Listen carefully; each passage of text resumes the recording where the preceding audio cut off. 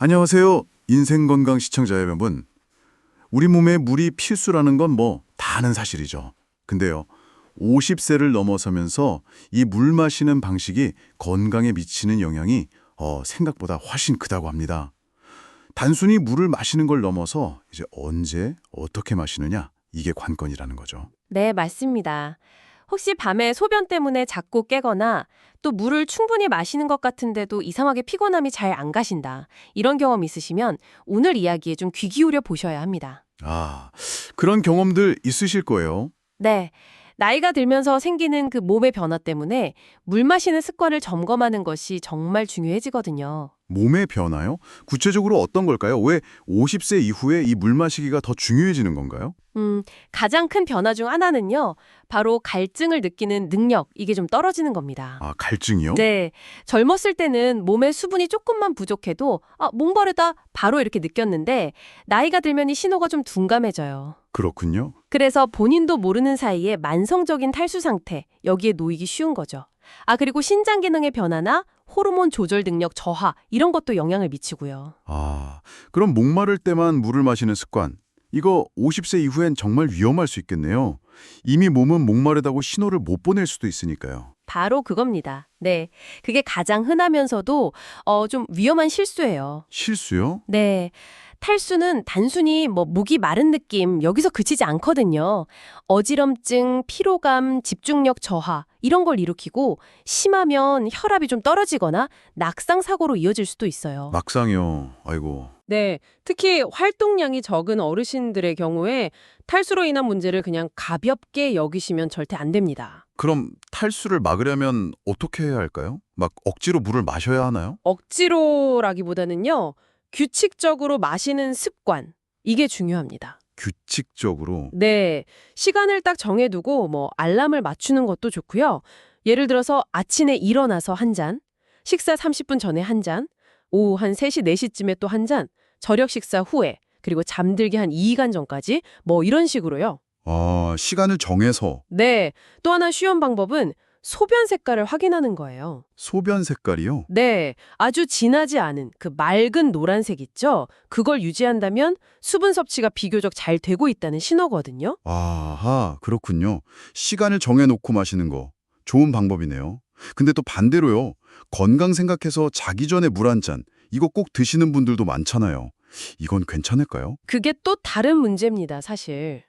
밤에 마시는 물 한 잔이 오히려 숙면의 질을 떨어뜨리고 건강을 해칠 수 있다는 거죠. 아, 정말요. 왜 그렇죠? 밤에는 우리 몸이 이제 쉬어야 하잖아요. 그렇죠. 쉬어야죠. 네, 수면 호르몬인 멜라토닌이 분비되고 신장이나 방광 기능도 활동을 좀 줄입니다. 근데 이때 물이 들어오면 쉬어야 할 장기들이 다시 일을 해야 하는 거예요. 아, 그래서 자다가 화장실 가려고 깨는 거군요. 그 야간요라고 하죠. 맞습니다. 야간요. 아, 그거 한 번 깨면 다시 잠들기도 힘들고 다음날 진짜 피곤하죠. 네, 피곤함뿐만 아니라 밤에 어두운 곳에서 화장실 가다가 넘어지는 사고 위험도 커지고요. 그리고 더 주목해야 할 점은 이 야간요가 심장 건강과도 관련이 있다는 연구 결과가 있습니다. 심장 건강이요? 네. 밤에 2번 이상 화장실을 가는 경우 그렇지 않은 사람보다 심혈관 질환 발생 위험이 좀 더 높아진다는 보고가 있어요. 왜 그런 거죠? 잠에서 깰 때마다 혈압이 순간적으로 좀 상승하면서 심장에 부담을 줄 수 있기 때문이죠. 이야, 야간요가 단순히 불편한 걸 넘어서 심장 건강까지 위협할 수 있다니 이거 정말 중요한 정보네요. 그렇죠. 그럼 물은 도대체 언제 마시는 게 가장 효과적일까요? 핵심은 낮 동안 충분히 마시는 겁니다. 낮이요? 네. 가장 좋은 시간대는 역시 아침 기상 직후입니다.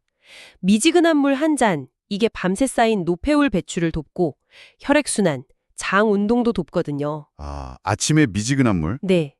그리고 식사 30분 전에 마시는 물은 위 점막을 좀 보호하고 포만감을 줘서 과식을 막는 데 도움이 되죠. 아, 식사 전에요? 네. 근데 식사 중이나 직후에는 소화액이 좀 희석될 수 있으니까 피하는 게 좋고요. 네.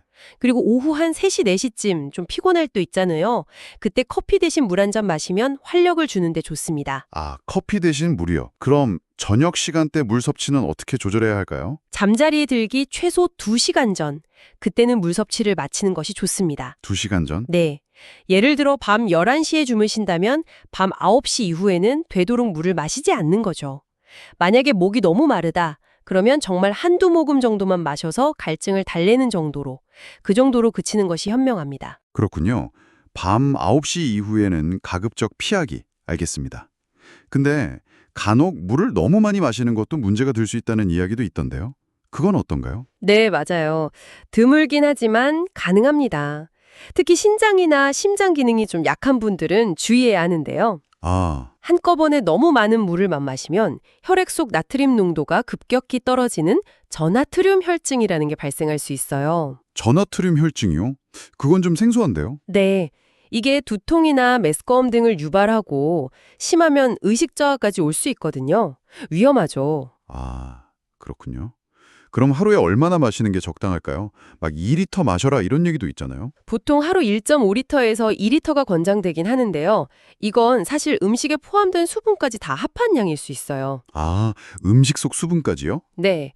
그러니까 순수하게 물로는 하루 1리터에서 1.5리터 정도. 이걸 목표로 하되 이것도 개인의 활동량이나 날씨, 건강 상태에 따라 조절해야 합니다. 중요한 건 총량보다 조금씩 자주 나누어 마시는 습관이에요. 한 번에 많이 마시는 것보다요. 아, 조금씩 자주. 이게 핵심이군요. 그렇습니다. 네. 오늘 50세 이후 건강한 물 마시기 습관에 대해 정말 중요한 점들을 많이 짚어봤습니다. 한번 정리해 볼까요? 첫째, 목마름을 기다리지 말고 낮 시간 동안 규칙적으로 물 마시기. 둘째, 잠들기 2시간 전부터는 물 섭취 최소화하기. 정 목마르면 한두 모금만. 네, 그렇죠. 셋째, 소변 색깔로 수분 상태 확인하기. 맑은 노란색 기억하시고요. 넷째, 물 마실 땐 한 번에 많이 마시기보다 조금씩 나누어 마시는 거. 맞아요. 그리고 마지막으로 국물 요리 같은 거 드실 때 염분 주의하시고 밤에 입이 좀 마른다 싶으면 가습기를 활용하는 것도 좋은 방법이 되겠습니다. 네, 물 마시는 정말 이 작은 습관의 변화가 여러분의 수면의 질, 그리고 하루의 활력, 나아가 장기적인 건강에 정말 큰 영향을 미칠 수 있습니다. 맞습니다. 오늘 알려드린 내용 정말 꼭 기억하셔서 건강한 생활 습관 만들어 가시면 좋겠습니다. 오늘 내용이 도움이 되셨다면 구독과 좋아요, 알림 설정 꼭 부탁드립니다. 네, 주변의 소중한 가족이나 친구분들께도 이 영상을 공유해 주시면 더 좋겠죠? 그럼요. 영상을 보시면서 궁금한 점은 언제든지 댓글로 남겨주시고요. 또 여러분만의 특별한 물 마시기 노하우가 있다면 함께 나눠주시는 것도 아주 좋겠습니다. 다음 시간에는 또 많은 분들이 궁금해하시는 주제죠. 몸속부터 입까지 노인 남세 원인과 해결법 총정리 편으로 아주 유익한 정보 가지고 찾아뵙겠습니다. 다음 영상도 꼭 시청 부탁드립니다. 네, 시청해주셔서 감사합니다. 여러분의 건강한 삶을, 인생 건강이 항상 응원합니다.